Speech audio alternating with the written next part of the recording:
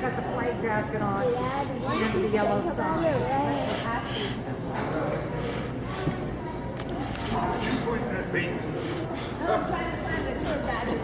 Oh, that's it, right there, right there. Dad, let's just think about it. Let's just think about it. That's true.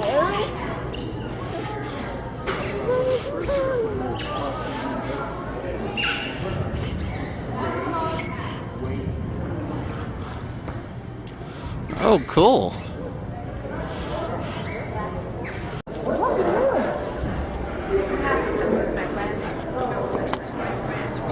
Engines 3 stories tall. What aircraft carrier do they have here now? I know it used to be the Lexington, but they retired that ship. That's in Texas. Lexington's in Texas. I believe it is. Anyway, but back in my day, Look at that rudder over there. you could go to Vietnam, you could go to jail. They don't want people like it. They don't want that 1% like that. What, you folks going to join us? I hope. Yeah. Where are y'all from? Pensacola. Pensacola. Born at the Old Wait, that's Sacred here. Heart. Where? Old Sacred Heart Hospital. Oh, wow. I am an original. Look out. Baton Rouge, Holman. Baton Rouge, go Tigers. You don't live in Baton Rouge, son. Born. My son's in Baton Rouge right now at that Florida. We're actually from the Clearwater area. Clearwater. Okay. Same where I was born. My great-grandmother and grandfather had property here, and the Navy bought it Oh, for wow. the base. You didn't take a check, did you? I've seen great. All right. Well, come on. Welcome to you. Are you folks going to join us today, too? Yes. That'd be great. Where are y'all from? Vietnam and Desert Storm. That's 100 years of Naval, Marine, and Coast Guard aviation. You know who Snoopy is? Yeah. The little dog? All right. When you see him, remind me, and I'll tell you why this dog is in it. This dog meant so much to these guys. When we had this done in 1990, we had some of these guys. We have none of them left today. We have very few of the World War II guys. We used to have 3 doing tours on Saturdays. None of them are here. But to a man, they insisted on the dog. You did good. I said, you did good getting me some people. But the dog, it's a true story. But they would not have let themselves be in that statue without the dog. That's what it meant to them. Overhead, that's the Curtiss Tridad. That was the very first airplane the United States Navy, Marine, and Coast Guard ever had. What was so unique about this airplane, by the way, I have a picture sent from a small group.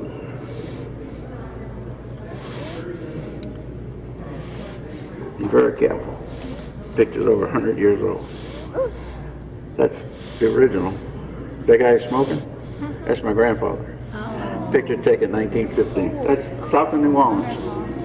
By the way, what was so great about this airplane, the Wright brothers, when they built their airplane in 1903, the big thing that they did, everybody was getting gliders and kites in the air, but nobody could control them. The Wright brothers learned how to control them by wing work. Now, they patented that, wasn't anybody used it. In 1910, the Wright brothers started building an aircraft, the United States Army, and we needed to get in the air, but they didn't have time to build us one, and we wanted to get airborne. So we went to a great aeronautical engineer by the name of Glenn Curtis. And Curtis got a Newport like this, or we got the SPAD, the Southwest Camel, the one Snoopy flies. Now, she flies, who else flies? There's got to be more than one pilot here. Anybody else fly? Okay, well, in a single engine airplane, not so much like that, but in a single engine airplane, you have to deal with torque.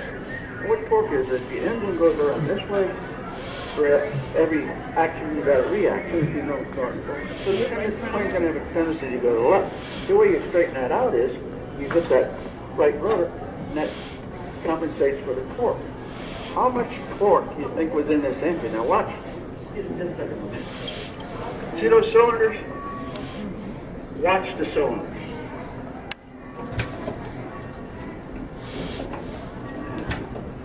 The propeller doesn't turn. The engine turns. You got all that weight going around. His right leg must look like Popeye. That was so much torque in this airplane. It was such a difficult airplane to fly. It's like you take a broomstick, put it upside down, do this the whole time. You never could relax flying this airplane. Now the French built it. They hated it.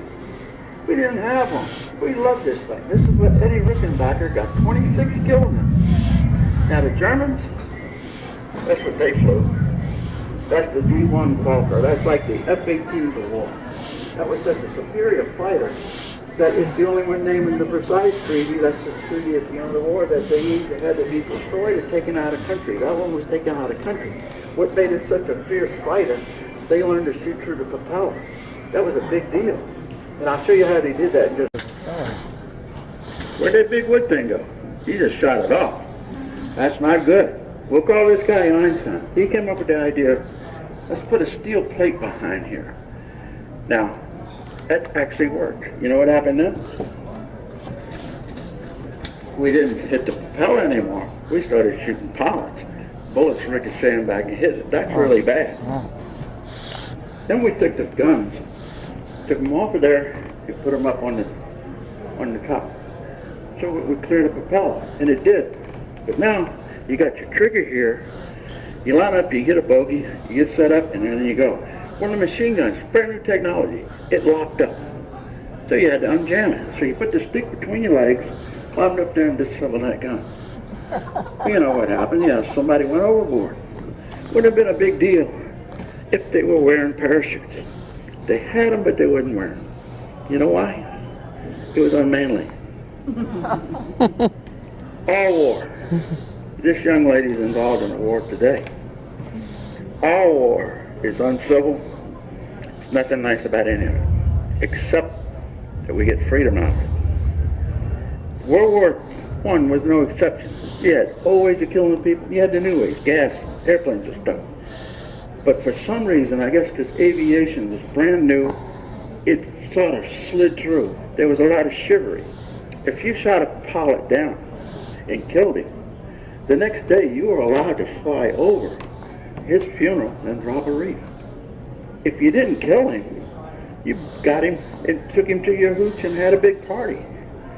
Then he went to prison. But it was crazy what was going on. Now, so the Germans say, well, we're more manly than the French. We're not going to wear parachutes. So the French say, well, we're more manly than you. We're not going to wear them. So nobody wore them. The English, the Americans, oh, whatever you got. Aircraft across the pond, the Atlantic Ocean. A pound back then was $5 in change. That was $250,000 we could get for naval, marine, and coast guard aviation. So we wanted that money. Now, how are you going to navigate across the Atlantic Ocean without any GPS, no Loran, no Omni, no PACAM, no ADF, no type of radio beacon? All he had was dead reckoning or the boat compass. Gyro panels? None. Fourth flight? You didn't have any synthetic vision. No gyros. No artificial. He's getting rid of all that stuff. But now, not just behind his head, not just behind his torso, the whole side of his aircraft, 1 inch thick armor. He components of the engine, oil coolers, all the bridges, all got armament on. It's a tank. This propeller is designed for that head-on attack. That's how you're going to have to get them. And for the bullet to hit it, when it hits that propeller, just for a split second, it takes that periscope stuff, that little flip off the rim, looks like a white feather. The guys flying our S3s today, we still teach them to look for that white feather, even though they got all kinds of sonar and stuff. That can be jammed, but you can't hide that white feather. And you'd be surprised, man, I saw one. That's how they found it. This thing could do everything, bombing, strafing, rescue, you name it. But the only problem with this airplane, it was slow. It took off at 80 and cruised at 80. Okay.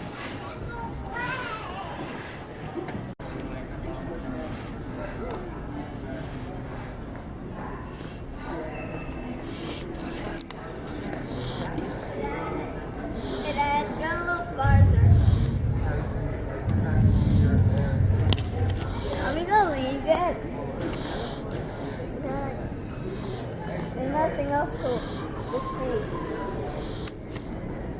Hey, I want to get that.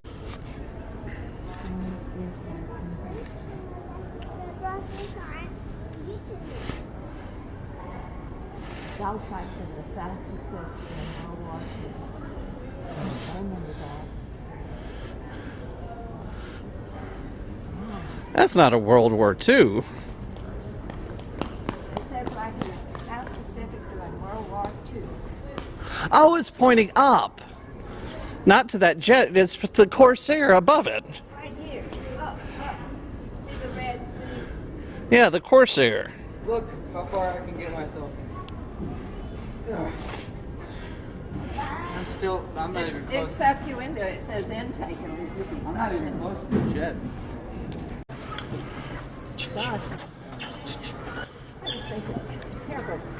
Brennan, move to the other side.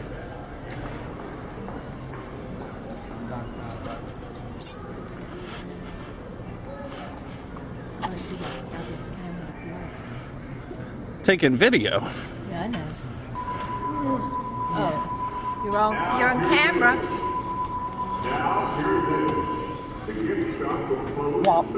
Oh, Landry. You know, that actually made me want to be. The size of the length of that chain, though. Oh, I thought Took a hump to carry this. The Essex. USS. Well, Well, we're in the VIP only parking. That's where I'm standing. It says no parking anytime. VIP only. Can't catch me. Run as fast as you can. You can't touch me. I'm the welcome man. He's the locker man. And I'm a Navy. And I'm in the Army and Navy. Yep. There is a song. You're in the Army now.